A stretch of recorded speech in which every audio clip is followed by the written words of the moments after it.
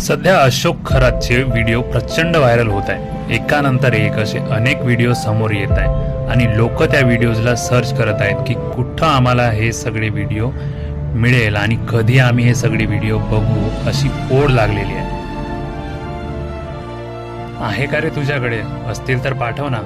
आणि अशा प्रकारे अनेक जण व्हिडिओ शेअर करत आहेत। काही लोक तर आपल्याकडूनच सर्वात आधी शेअर झाले असं क्रेडिट घेण्यासाठी पण उत्सुक आहेत आणि भरपूर मंडळी इंस्टाग्राम, व्हॉट्सअप, फेसबुक वरून व्हिडिओ शेअर करत होते। पण अचानक बातमी कळते की व्हिडिओ शेअर करणाऱ्यांवर कारवाई होण्याची। लोक म्हणू लागली की गॅस पेट्रोल मिळाला नाही तरी चालेल, पण व्हिडिओ मिळाले पाहिजे।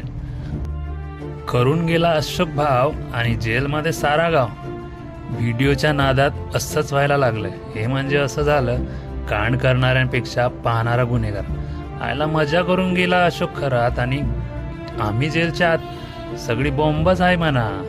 आता खरंच बॉम्ब आहे की फक्त लोकांना धाक देत आहेत, जाणून घेऊया आजच्या व्हिडिओमधून। तत्पूर्वी आपणा सर्वांचं चॅनलवर स्वागत करतो आणि जर आपण माझ्या चॅनलवरती नवीन असाल तर प्लीज चॅनलला सबस्क्राईब करा आणि बेल आयकॉनला हिट करा, जेणेकरून असेच अपडेट तुमच्यापर्यंत पोहोचत राहतील। अशोक खरात प्रकरणाची पोलीस विभाग कसून चौकशी करत असून संबंधित पीडित महिलांचे व्हिडिओ कोणी शेअर करत असेल तर त्यांच्यावर कारवाई करण्यास सुरुवात केल्याची बातमी बाहेर आली आहे। कोपरगावमधील 3 मुलांवर याच बाबतीत गुन्हा दाखल केल्याची बातमी तुम्ही सर्वांनी बघितलीच असेल। व्हिडिओ व्हॉट्सअपद्वारे शेअर केल्यामुळे त्या तिघांवर गुन्हा दाखल झाल्याचे सांगण्यात येत आहे। नक्की काय गुन्हा आहे आणि कोणत्या कलमानुसार तुमच्यावर गुन्हा दाखल होऊ शकतो याची थोडकी माहिती घेऊया। व्हायरल केला तर कलम कुठली लागणार? BNS कलम 72, पीडित व्यक्तीची ओळख उघड करणं, 2 वर्ष तुरुंगवास आणि आर्थिक दंड आणि अजामीनपात्र गुन्हा मानला जातो। तुम्ही जर AIचा वापर करून ते ब्लर जे स्क्रीन केलेली असते ती जर तुम्ही हटवली आणि व्यक्ती कोण आहे, त्यामध्ये महिला व्यक्ती कोण आहे हे जर तुम्ही दाखवलं तर तुमच्यावर ही कलम लागण्याची दाट शक्यता आहे। दुसरा गुन्हा म्हणजे माहिती तंत्रज्ञान कायदा 2000 चे कलम 67 इलेक्ट्रॉनिक माध्यमातून आक्षेपार्ह व्हिडिओ प्रसारित करणं। पहिला गुन्हा 5 वर्षापर्यंत तुरुंगवास आणि 10 लाख रुपयाचा दंड।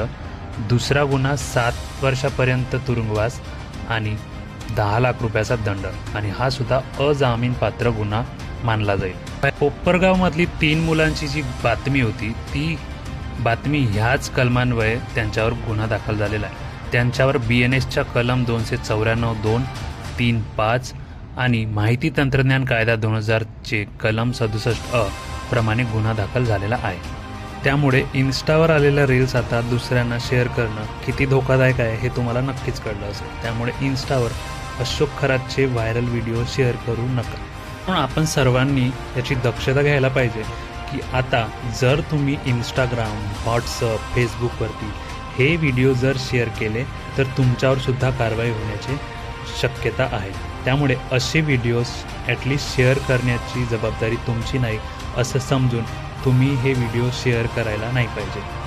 शेअरच करायचा असेल तर हा यूट्यूब व्हिडिओ तुम्ही तुमच्या मित्रांपर्यंत शेअर करू शकता आणि असल्या गुन्ह्यांपासून त्यांना वाचवू शकता।